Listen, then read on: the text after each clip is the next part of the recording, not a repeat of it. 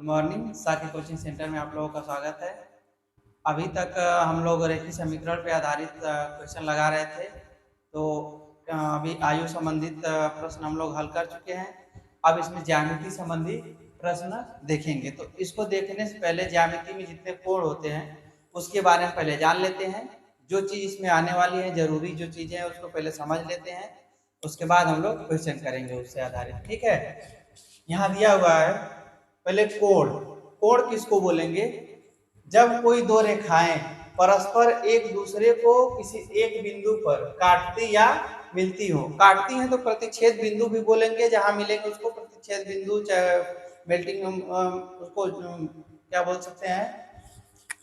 अगर कोई रेखा रहेगी ऐसे और एक रेखा इधर से आके यहाँ इसको काट रही है, इस बिंदु को बोला जाता है प्रतिच्छेद बिंदु, मिलान बिंदु। ठीक ना, इतना हम लोग उसको बोल सकते हैं। तो जब ये मिलान बिंदु हो रहा है तो यहाँ क्या बन रहा है? कोण बन रहा है। इधर भी बन रहा है, इधर ये अंतः कोण हो जाता है और ये वाला बाह्य कोण हो जाता है। ठीक, इस प्रकार इसको क्या बोलेंगे? कोण। तो इसमें जब भी कोण की बात की जाएगी तो इसमें दो रेखाओं की आवश्यकता पड़ती है। तो दो रेखाएं इसमें है तो ये कोण हो जाएगा।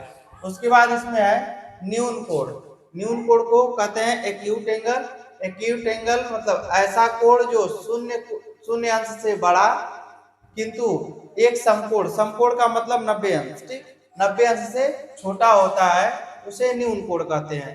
तो एक इस प्रकार बना के देख लेते हैं। देखिए ये वाला जो कोण रहेगा आपका, ये 90 अंश का आता है।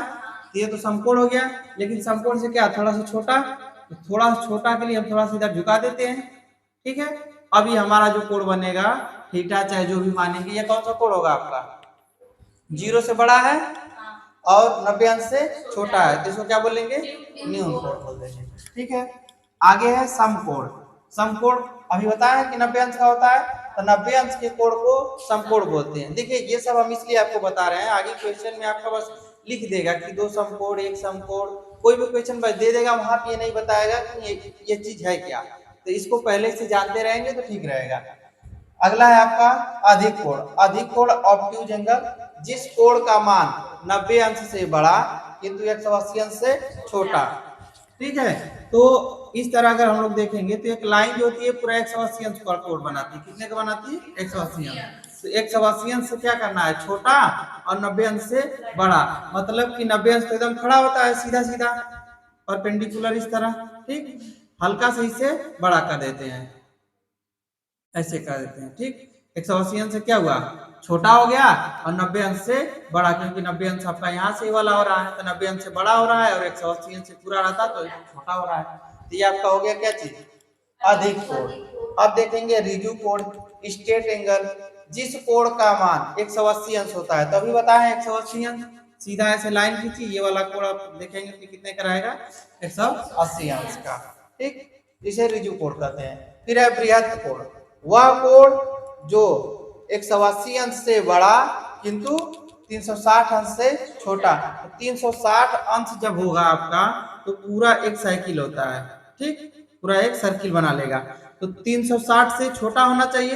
तो 360 का मतलब अगर अब इस तरह देखेंगे 180 का हो गया, ठीक, और यहाँ इस तरह करेंगे 90 का हो गया, इधर करेंगे तो ये वाला 270, ये वाला 360। तो पूरा एक सर्किल बना रहा है कि नहीं बना रहा है? ये हो गया आपका 360 अंश का। तो इससे क्या कर रहा है? छोटा। तो इससे छोटा का मतलब थोड़ा सा छोटा, और 180 अंश से बड़ा, तो 180 अंश तो ये वाला हो जाएगा आपका 180 अंश। इससे अगर हम लोग बड़ा कर दें, थोड़ा सा इधर झुका दें, क्या करते हैं? इधर के झुका दें नीचे के, तो 180 अंश से बड़ा हो गया, और 360 से क्या हो गया? छोटा हो गया। तो ये कोण क्या बोला जाएगा? यहाँ से बृहत कोण बोला जाएगा। ठीक है, अब है पूर्ण कोण। पूर्ण कोण जिसका मान 360 अंश होता है। तो 360 अंश का मतलब पूरा, जिसको 360 को हम लोग जीरो कोण भी बोल सकते हैं, लेकिन हालांकि यहाँ पे हम लोग 360 को क्या बोलेंगे? पूर्ण कोण। ये कंप्लीट हो रहा है। ठीक है, कोटिपूरक कोण। कोटिपूरक कोण कॉम्प्लीमेंट्री एंगल होता है। दो कोणों का योगफल 90 अंश हो तो उसे क्या, कौन सा कोण बोलेंगे? कोटिपूरक कोण बोलेंगे। ठीक है, तो ये हम लोग सभी कोण के बारे में जान लिए। अभी शून्य कोण और संपूरक कोण बचा है, उसको भी लिख लेते हैं, तो आगे आपको क्वेश्चन बताएंगे। ठीक है, चलिए देखिए, अगला है आपका संपूरक कोण, सप्लीमेंट्री एंगल। दो कोणों का योगफल 180 अंश हो तो उसे समपूरक कोण कहते हैं। जब भी दो कोणों का योगफल आपका 180 अंश होगा उसको क्या बोलेंगे? समपूरक कोण बोलेंगे। शून्य कोण, जिस कोण का मान 0 अंश होता है। मतलब अगर कोई लाइन हो ना, अगर कोई किरण अगर चला रहा है आदमी, तो इसको अगर ऐसे घुमाते चले जाए, ठीक, और घुमाते घुमाते घुमाते चलाते वापस क्या कर दें, उसी स्थिति पे ला दें, तो क्या हो जाएगा? वो शून्य कोण बोला जाएगा। क्या कहा जाएगा? मतलब जहां से चला और वहीं पे आ गया तो उसको शून्य कोण बोला जाएगा। ठीक है, तो पूरा एक चक्कर घूम लेगा तो 360 भी हो जाएगा। तो इस दोनों को हम लोग मान लेते हैं कि शून्य कोण जो होता है 360 भी हो सकता है और जीरो कोण भी होता है, उसी को बोलते हैं। तो 360 होगा तो उसको बोलेंगे पूर्ण कोण, और वापस स्थिति के बारे में बात करेंगे तो शून्य कोण कह देंगे इसको। ठीक है, अब इस पे आधारित एक क्वेश्चन है, इसको देखिए। ये एक समद्विबाहु त्रिभुज, चलिए अभी हम त्रिभुज के बारे में नहीं बताएं, त्रिभुज के बारे में भी आप लोगों को इसी वीडियो में बता देंगे। ठीक है, एक समद्विबाहु त्रिभुज की समान भुजाएं। समद्विबाहु, इसमें ये चीज बढ़िया से याद करना, ठीक है, इसको फोकस करना चाहिए। समान भुजाएं 2x प्लस 3 सेंटीमीटर एवं 4x माइनस 1 सेमी की है। यदि तीसरी भुजा 3x माइनस 2 सेंटीमीटर की हो तो यक्ष का मान ज्ञात कीजिए तथा त्रिभुज का परिमाप ज्ञात कीजिए। अब यहाँ एक बात बोला हुआ है कि समद्विबाहु त्रिभुज, समद्विबाहु सम द्वि, ठीक है, सम का मतलब समान, द्वि मतलब दो, ठीक ना, और बाहु मतलब भुजा। तो समान दो भुजाएं जब होती हो किसी त्रिभुज की तो उसको समद्विबाहु त्रिभुज बोला जाता है। दो भुजाएं इसकी क्या होनी चाहिए? एक समान होनी चाहिए। अगर ऐसे बना रहे हैं तो ये दोनों की लंबाई क्या हो? एक बराबर हो, ठीक, ये वाली थोड़ी सी बड़ी कर देंगे तो ये दोनों भुजा क्या हो गया? इसका एक समान हो गया, तो इसको समद्विबाहु बोलेंगे। तो इसमें कह रहा है कि दो समान भुजाएं, तो ये 2x प्लस 3 एक तो ये भुजा हो गई, और इधर 4x माइनस 1, ये दोनों भुजाएं समान दिया हुआ है, और तीसरी भुजा यहाँ पे हम लिख दे रहे हैं। ठीक, ये हमने समझने के लिए बना दिया है। ठीक है, तो कह रहा है समान भुजाएं हो तो यक्ष का मान ज्ञात कीजिए। अगर भुजाएं समान हो तो ये दोनों समान होने चाहिए। इसके प्रश्न के अनुसार हम लोग काम करेंगे। यहाँ लिखेंगे प्रश्नानुसार, प्रश्नानुसार 2x प्लस 3 बराबर 4x माइनस 1। ठीक, 2x को उधर ले जाइए, बाकी जैसे हम लोग हमेशा हल करते हैं समीकरण को वैसे ही इसको हल करेंगे। तो ये आपका उधर 3, ये माइनस इधर आएगा प्लस 1, इधर हो जाएगा 4x माइनस 2x, इधर आएगा आपका 2x, इधर हो जाएगा 4, 2x बराबर 4, तो x बराबर 2 हो जाएगा।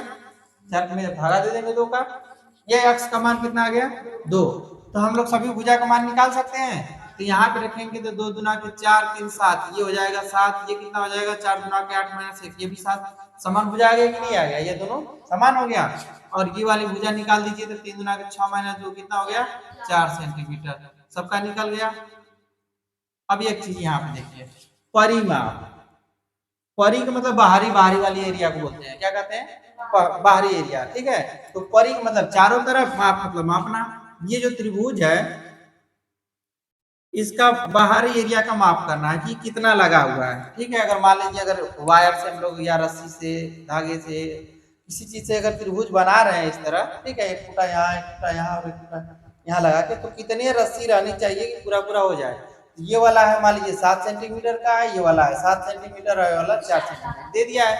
सबको हम लोग जोड़ देंगे तो क्या हो जाएगा? इसका परिमाप निकल जाएगा, निकल जाएगा ना। तो हम लोग लिख देंगे त्रिभुज का परिमाप, परिमाप कितना है? 7 प्लस 7 प्लस 4 सेंटीमीटर, कुल मिलाकर 7 7 14 4 18 सेमी। ठीक है, ये हो जाएगा इस त्रिभुज का परिमाप। इसको समझने में कोई दिक्कत नहीं ना, एकदम आसान क्वेश्चन है। चलिए अब आगे क्वेश्चन लिखते हैं। चलिए और भी क्वेश्चन देखा जाए उसमें कोणों पे आधारित। अब यहाँ दिया हुआ है एक समकोण त्रिभुज की। अब देखिए वहां पे हमने समकोण बता दिया है। समकोण कोण मतलब समकोण क्या होता है? 90 अंश को समकोण बोला जाता है। समकोण त्रिभुज के दो न्यून कोणों, न्यून कोण भी बता दिए हैं, 0 से बड़ा और 90 अंश से छोटा का अनुपात 7 संबंधे 11 है। कोणों का मान क्या चाहिए? तो पहला दूसरा क्वेश्चन आराम से लगा देते हैं। जो दिया है समकोण का मतलब 90 अंश की बात कर रहा है, तो 90 अंश जब समकोण त्रिभुज की बात करेगा तो हम लोग समकोण त्रिभुज बना रहे हैं। एक कोण हम लोगों का होना चाहिए कितना, 90 अंश का, बाकी दो न्यून कोण होना चाहिए। ये जो बना ये कितने अंश का बना, 90 अंश का। ये हमारा समकोण हो गया, क्या हो गया, समकोण। लेकिन ये वाला कोण और ये वाला कोण क्या है, न्यून कोण है। क्या है, न्यून कोण है। एक त्रिभुज के तीनों अंतःकोणों का योग 180 अंश होता है। तो इसमें क्या हो रहा है कि इसका और इसका अनुपात दिया हुआ है ना, तो हम लोग मान लेते हैं, माना दो न्यून कोण क्रमशः 7x और 11x, ठीक है, इतना ही मान लिए, ठीक ना। तो अब हमको हल करना है कि वो कोण कितने कितने के थे। तो दो न्यून कोण दिया हुआ है, तो दोनों न्यून कोण का भी मान 90 अंश होना चाहिए।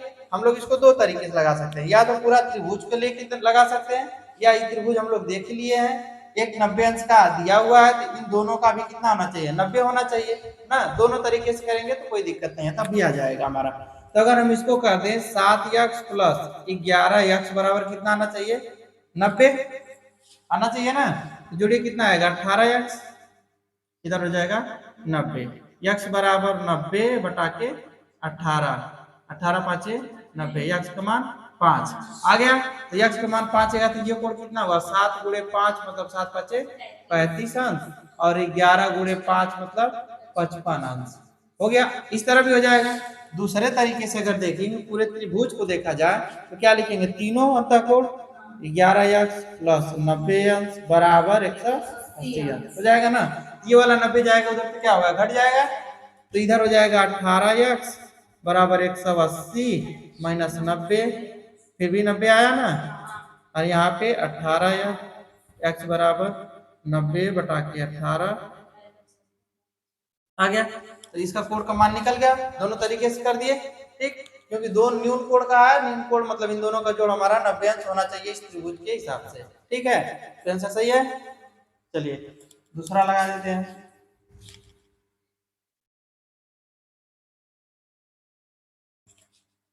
अगला दिया हुआ है, दो कोटिपूरक कोणों का अंतर। देखिए कोटिपूरक किसको बोलेंगे, इसके योग कितना होना चाहिए, इसका कितना होना चाहिए, 90 अंश।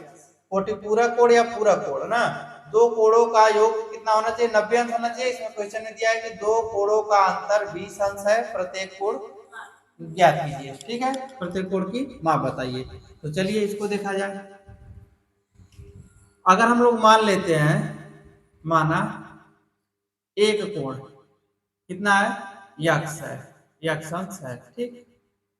तो दूसरा कितना होना चाहिए, दूसरा यक्स प्लस, कर सकते हैं कि नहीं कर सकते हैं, क्योंकि तभी इन दोनों को घटाएंगे तो हमारा 20 आएगा। अगर यक्स माइनस कर दे, यक्स माइनस 20 और यक्स प्लस 20 माइनस यक्स कर दे तो हमारा अंतर आ जाएगा 20 होगा ना। अगर दो चीजों का जोड़ अगर 10 आ रहा है, अगर उसमें का एक हमको मालूम हो गया तो दूसरा मालूम करने के लिए हम उसमें जोड़ देंगे, इधर लाके तो हो जाएगा कि नहीं हो जाएगा, आ जाएगा हमारा। अगर योग देता तो घटा देते, अंतर दिया है तो क्या कर देंगे, जोड़ देंगे, ठीक है।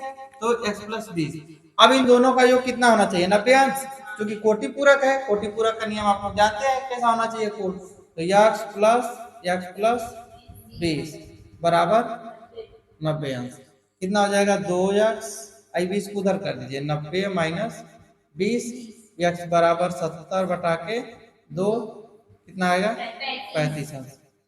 ये एक कोण 35 अंश आया।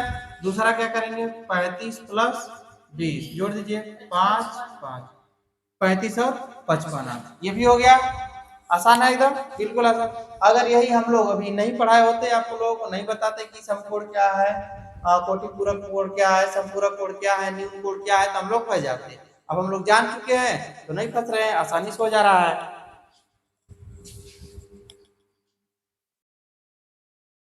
चौथा, दो समपूरक कोणों का अंतर 40 अंश है, प्रत्येक कोण की माप बताइए। तो दो समपूरक कोण का पूछ रहा है, तो समपूरक कोण क्या होता है, दो कोणों का योग, दो कोणों को 180 अंश होना चाहिए। ये भी एकदम सेम इसी की तरह है ना। तो हम इसमें भी मान लेंगे, माना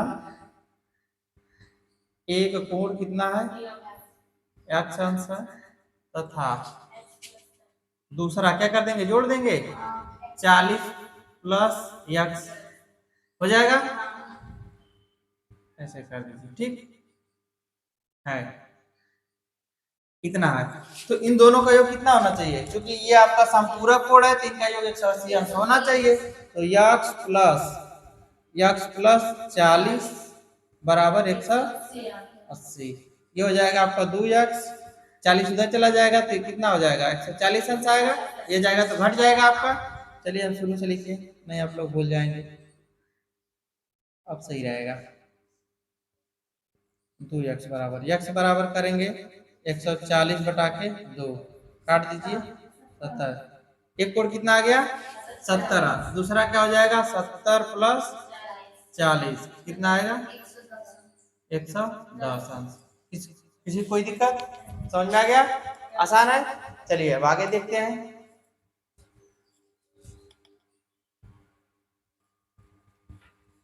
चलिए आगे देखिए, ये क्वेश्चन दिया हुआ है, पार्श्वांकित चित्र में यक्स का मान ज्ञात कीजिए, ठीक ना। तो इसमें चित्र दिया हुआ है, इसके हिसाब से हमको ये वाला यक्स का मान ज्ञात करना है। ये है क्या त्रिभुज। अब हम लोगों को पता है कि त्रिभुज के अंतःकोणों का योगफल कितना होना चाहिए 180 अंश होना चाहिए। तो इस सबका योग कितना होना चाहिए 180 अंश होना चाहिए। तो इसको हम लोग यहीं पे हल कर दे रहे हैं। तो हमारा हो गया 85 अंश प्लस 40 अंश है ना, प्लस यक्स अंश बराबर कितना होना चाहिए 180 अंश। यक्स बराबर करेंगे तो कितना होगा 180 माइनस इसको जोड़ दीजिए कितना होगा 125 अंश, कितना आ रहा है 55, सही से बताइएगा कितना आ रहा है ना 0 5 10 और 7, ठीक है 55 अंश आया, आसान था, हो गया।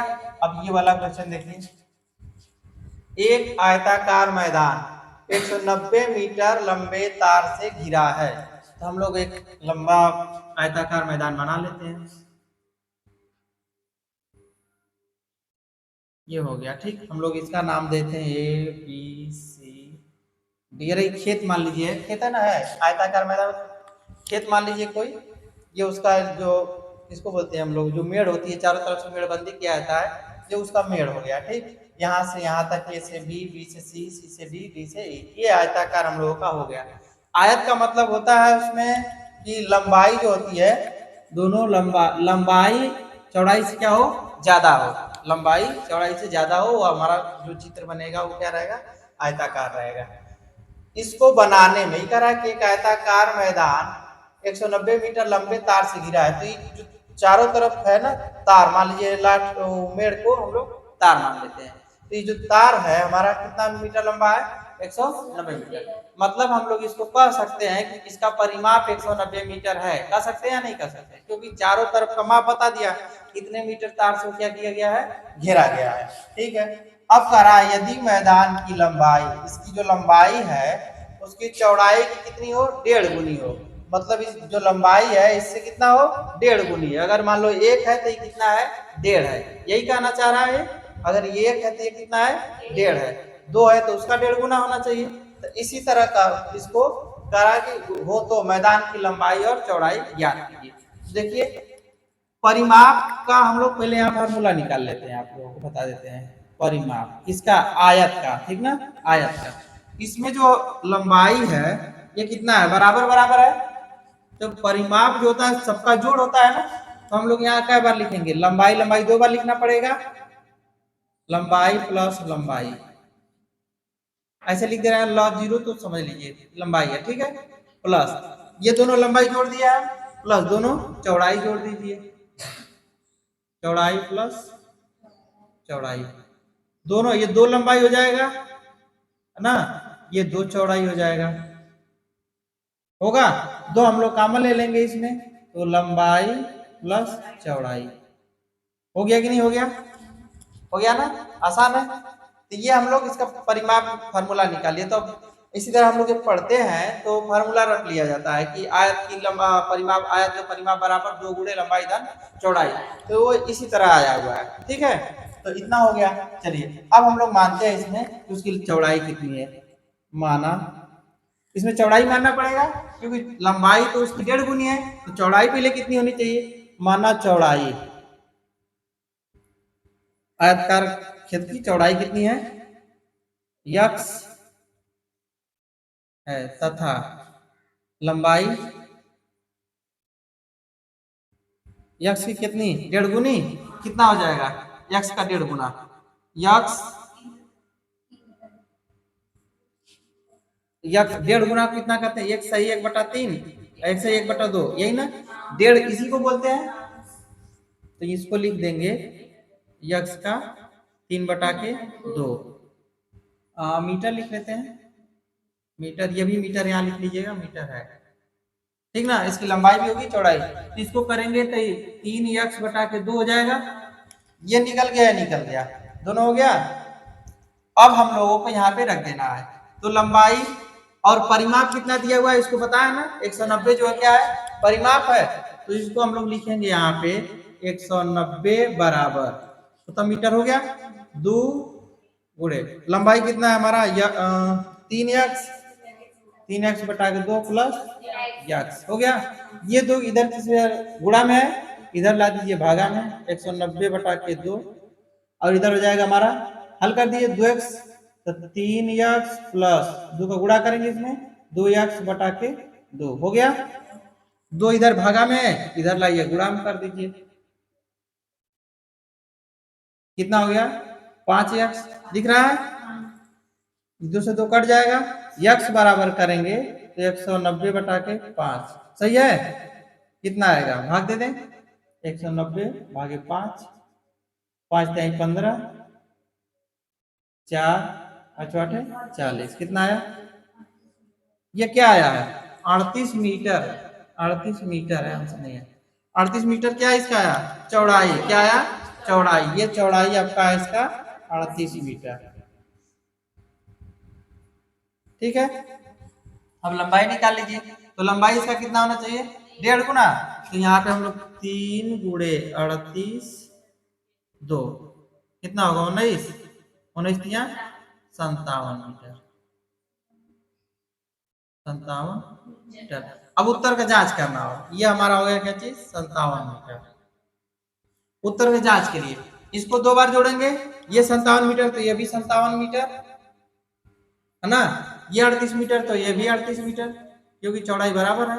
अब जोड़ लीजिए, अब सबको जोड़ के देख लेते हैं, चलिए आप जोड़ देते हैं, 38 प्लस 38, डायरेक्ट फार्मूला भी रख सकते हैं, लेकिन हम जैसे इसको बनाए हैं तो सोच रहे हैं उस तरह कर दे ताकि आप लोगों का शंका दूर हो जाए, प्लस 57 प्लस 57, कितना होगा, 8 8 16, 7 7 14, 7 7 14 8, 22 22 8 30, आ गया आपका 3, 5 5 10, 10 3 13, 13 3 16, 16 3 19, आ गया कि नहीं, हम लोगों का उत्तर सही है, आसान था। तो आज हम लोग इतना पढ़ लिए, अब आगे देखते हैं इसमें क्या आता है, जो हमें लगता है कि दूरी और चाल वाला संबंधित है ना, तो चाल और दूरी से संबंधित प्रश्न अगले क्लास में हम लोग करेंगे, ठीक है।